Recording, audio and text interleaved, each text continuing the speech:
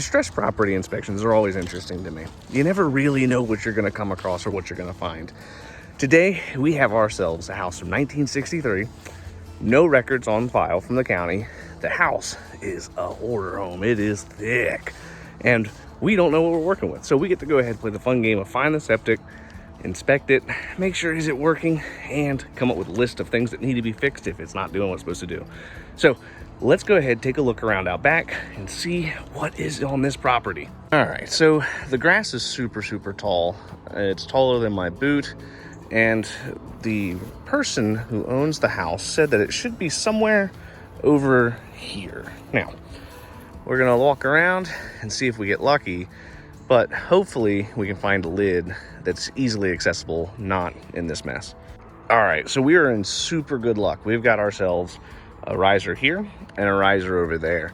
So hopefully that means that we've got a modern 2-chamber tank. Now, these riser lids are kind of far apart from one another, so not 100% sure on that. So we're gonna go ahead, make sure that we can get these things off. We're gonna need to get our drill, pop those bad boys off, and see what we're working with, and then maybe the absorption system somewhere out over in that part of the field. Old houses in this condition are one of my least favorite inspections to do. And the reason why is there's just so much potential for me to get hurt by something. When you have this much trash lining the outside of the house, the inside of the house, and there's just debris everywhere, it becomes a tripping hazard, as well as there's potential for me to get stuck, poked, or break something by accident because I couldn't see it or get out of the way. These ones are always kind of spooky because you never really know what's underneath of any of these boxes. You could find a snake, you could find a bunch of mold, and then you get all that junk on your clothes, your tools, and you risk bringing that to somebody else's house. I'm not a huge fan of that, but you know, you got to do what you got to do, and we got to make sure we get everything figured out for this particular client. So we're going to do what we can in the house as fast as we can, so we can work our way back outside to where hopefully we can finish everything without really needing to come back in here. So outside, we know we already have a manhole risers. Let's make sure we look inside, see what's going on with those tanks, and then hopefully finding everything is super easy and straightforward. All right, so we've got both lids open. We have 2 lids actually over there. The one on the side was damaged, probably got hit by a lawnmower. This one is actually gonna be for the septic tank. So if we look inside, we can see our inlet baffle, which is that pipe right there, all right? So that's pretty good. Now what we need to do is we need to look inside of there with a mirror, make sure that all of the pieces are where they belong. We don't see any kind of weird shenanigans. There's no cracks, roots, breaks, nothing like that. But the good thing is this lid looks pretty new compared to what the age of the home is. So when we look inside with our mirror and flashlight, ideally we see that the concrete for the lid looks like the concrete inside of the tank. The benefit of that is that means that somebody's replaced the tank. Now, if we look at the other chamber, we're gonna see that it's a pump chamber, right? Now, pump chambers are usually used to get the wastewater up to a higher location somewhere on the property. So when we're looking in the backyard, we see we have a lower lying area over here, and we have a higher lying area over there. So because we have the pump chamber, that means that we're probably gonna find our drain field somewhere in this location. In our state, all pump chambers are required to have a manhole access at the surface, and that's the way you can maintain everything. But you can see here that we have our disconnect union, right? We have our electrical wires, which are not sealed up, so that's a little bit of a problem. You can see that we have a junction box right over here that's starting to rust out, which is also a problem. And the reason why is that you run the risk of those sewer gases getting into the metal, basically corroding it, and then the copper pipes copper wires eventually just kind of disconnecting, which means the pump won't work, or you run the risk of burning up the pump because maybe something arcs or something silly happens, right? I'm not an electrician, but I do know that we're not allowed to put the wires in the riser. So where we're at with this basically is they got to get those wires up and out so that way they don't run into any problems down the road. Now, how do these pumps work? Basically, it's kind of like a glorified sump pump. You're gonna have some floats. These floats, when they go up, the pump turns on, and when the floats go down, the pumps turn off. That gray ball that we see right over there, that is the on-off float, and basically what'll happen is when that's all the way up, which is basically almost there, the pump will engage, and then it'll continue to pump until the ball goes down. So during the test, part of what we want to do is we want to put water in and see what happens, right? So we can see here, that black float is actually our alarm float. And you can see the water continued to fill and the pump did not engage. So what we should see is in the house, the alarm should be going off, right? The alarm, its job is to tell you, hey, the pump's not working, and it's time to get everything straightened out with another installer. So during our inspection, what I always try to do is run the water and just organically let it turn on, right? I want to see what happens. I could pull the float manually and see if it works, but it's easier to run the water so I can see, does it actually function the way that it's supposed to function? And I can prove that it's not working in normal conditions.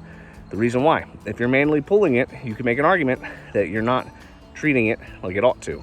By that, I mean you could argue that it's designed to go up and on with water, so you can make the argument that by manually pulling it, you're not properly testing it. So by introducing water, we basically get rid of that argument, and we know that the float or the pump is not functional. Now, we already discussed that they got wires sitting inside of that riser. So more than likely, it's gonna be an electrical issue or it's gonna be a pump issue. The floats, they are pretty cheap, so they always go bad. So that is also a possibility, but that's kind of where we're at on that. The next problem that we have is that the alarm float is not communicating with the alarm in the house as far as we can hear from outside. So we need to go inside and hopefully we can hear it. Usually with the alarms, it should be loud enough to where you can pretty much hear it from the driveway out back. Just that way you know, hey, I'm going off, you might want to call somebody. So we're gonna go look inside real quick and see if we hear anything. So this is our high water alarm, right? We should be able to hear this bad boy going off, and that light should be red. I'm gonna press the button real quick, so if you're wearing headphones, be careful. Maybe turn down the volume or take them out. We got 3, 2, 1. That's the sound it should make. So in this circumstance, the alarm's not working, right? The pump's not pumping, the water level rose, and the alarm is not going off. So that means we have a disconnect somewhere between the house and the pump and the alarm, right? So again, kind of further reinforcing the electrical issues. That's gonna be something that we have to deal with later. Right now, what we're trying to do is get the lay of the land, see what's going on. So we know we got a problem there. So the next step, what we need to do is we need to go look at the distribution box once we find it.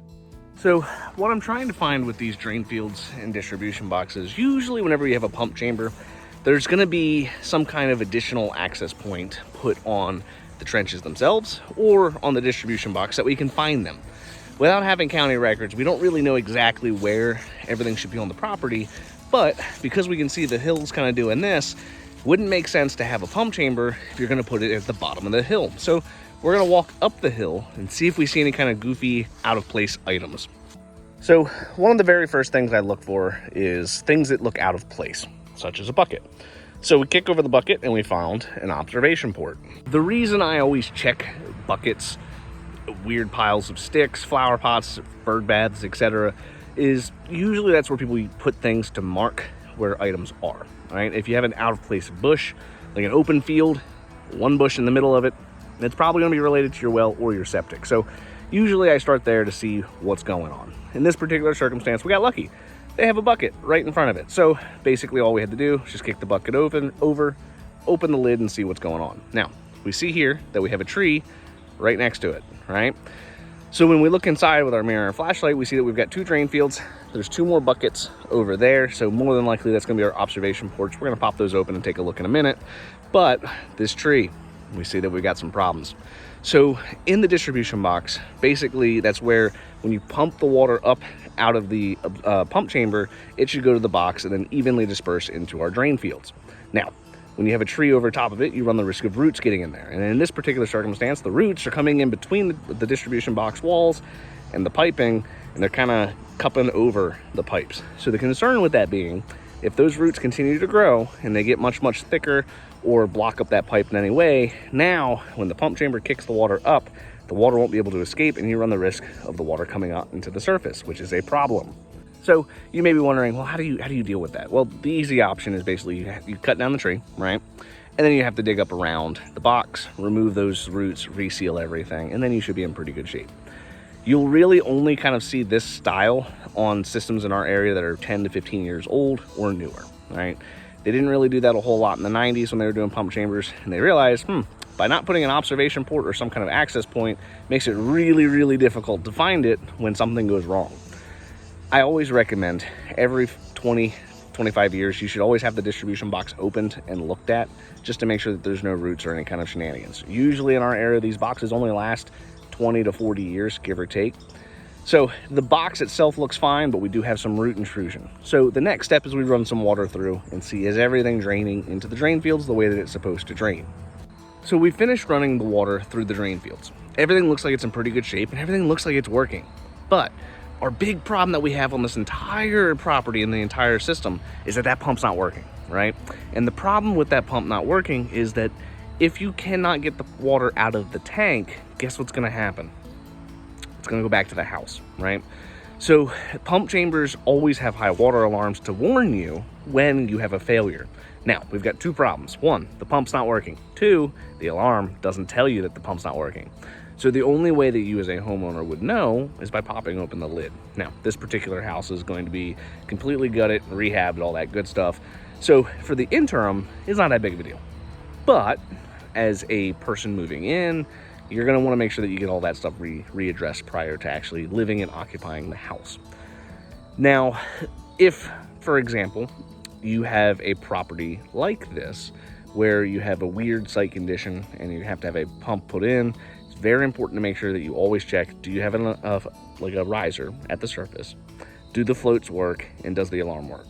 I always recommend homeowners go downstairs, press the test button, and then once a year, go outside, pull the float, make sure it works. Or whenever you're having the tank pumped, have the pumper pull the float, make sure that thing works, because that's the one thing standing between you and sewage in your basement.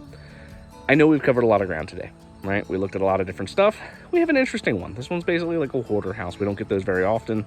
They're not usually my favorite, right? They're kind of a little bit stinky and gross, but it is what it is. This house is gonna look beautiful whenever they get done fixing it up. Leave a comment below. Do you have a pump chamber on your property? Do you have an alarm for your pump chamber? Let me know. When's the last time you checked to see if it works? If you enjoy content like this, or if you enjoy videos in this style, hit that like button, hit subscribe. I have more videos posted every day on the World of Well and Septic, and I look forward to talking to you guys tomorrow.